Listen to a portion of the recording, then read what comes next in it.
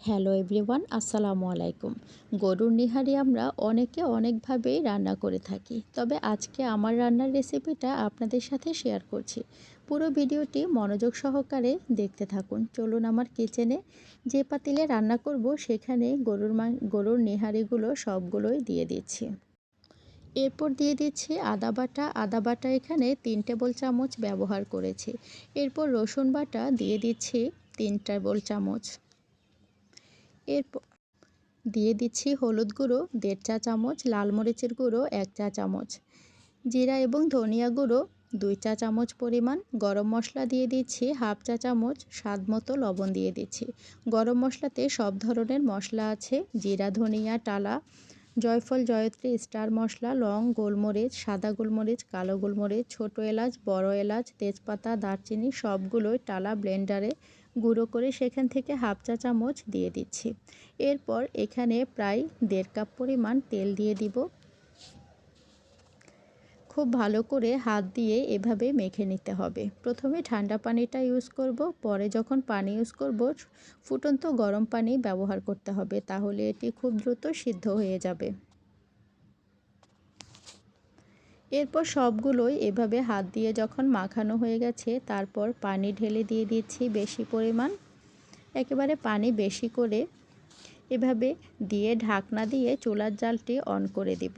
চুলার জালটি হাই স্পিডে রাখবো, তাহলে এটি খুব দ্রুত ফুটে উঠবে। এরপর স্টিকের সাহায্যে এভাবে নেড়ে দেওয়ার পর ঢাকনা দিয়ে ঢেকে দিচ্ছি। দেখুন এটি ফুটতে শুরু করেছে।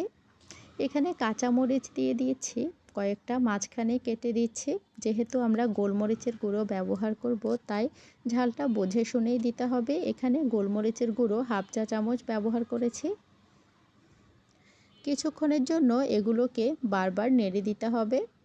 এপিট ওপিট উল্টিয়ে পাল্টিয়ে দিতে হবে, যেন এপিট ওপিট খুব ভালো করে সেদ্ধ হয়ে যায়। এরপর কিছুক্ষণ ঢাকনা দিয়ে ঢেকে দিব। এরপর এটি কয়েক ঘন্টা এভাবে চুলার আঁচটি লো টু মিডিয়ামে রেখে জাল করতে হবে, তাহলে এটি খুব দ্রুত সেদ্ধ হয়ে যাবে। এরপর এখানে তেজপাতা, এলাচ, দারচিনি আস্ত দিয়ে দিয়েছি। এরপর আরও কিছু ফুটনো গরম পানি দিয়ে দিচ্ছি। দেখুন এখানে আর কোনো ক্রমে পানি দেওয়া লাগবে না, যে পানিটা দিয়ে দিচ্ছি সেটাতেই এগুলো সেদ্ধ হয়ে যাবে। ঢাকনা দিয়ে ঢেকে দিচ্ছি। এবার গরুর নেহারি প্রায় রান্নার শেষ পর্যায়ে। এখানে ধনেপাতা কুচি দিয়ে দিচ্ছি আর লেবুর রস দিয়ে দিচ্ছি। আরেকটা ক্যাপশনে স্কিপ করা হয়েছিল, এখানে তেঁতুলের কাঠ দিয়ে দিয়েছি প্রায় 1/2 বাটি পরিমাণ, সেটি ক্যাপশনে ওঠেনি। এরপর লেবুর রস দিয়ে দিয়েছি 1 টেবিল চামচ। আপনারা চাইলে লেবুর রস দিতেও পারেন, নাও দিতে পারেন। তেঁতুলের কাঠ যদি বেশি করে দেন তাহলে লেবুর রস না দিলেও হবে। তারপর দেখুন নেহারি ঝটপট রেডি হয়ে গেল। এবার ফ্রাই প্যানে জিরা টেলে দিচ্ছি প্রায় 1.5 চা চামচ এবং রসুন কুচি এভাবে বাদামি কালার করে ভেজে নিতে হবে।